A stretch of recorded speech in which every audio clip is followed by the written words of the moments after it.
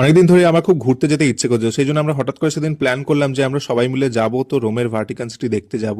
আর সেদিন আমাদের সঙ্গে সঙ্গে প্রচুর লোকজন রোমের ভার্টিকান সিটি দেখতে যাচ্ছিল। তো হঠাৎ করে প্ল্যান করলাম, তো করলাম একদম রোমেই প্ল্যান করে দিলাম, মানে একদম ইন্টারন্যাশনাল ট্রিপ একদম মানে করে নিলাম আর কি।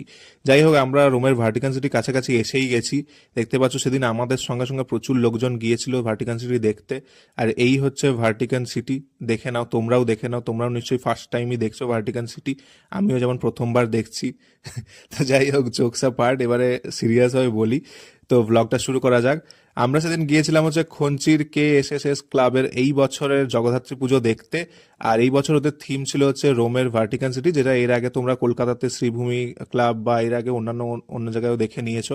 তো সেই জন্য আমরা সেদিন ঠাকুর দেখতে গিয়েছিলাম। সেদিন হচ্ছে নবমী ছিল, তো সেই জন্য মারাত্মক ভিড় হয়েছিল প্যান্ডেলের ভেতরে। আমরা ঢুকতেই পারিনি, বাট অনেক কষ্ট করে ঢোকার চেষ্টা করলাম, কারণ যতই হোক তোমাদেরকে তো দেখাতেই হবে। যারা তোমরা আসতে পারো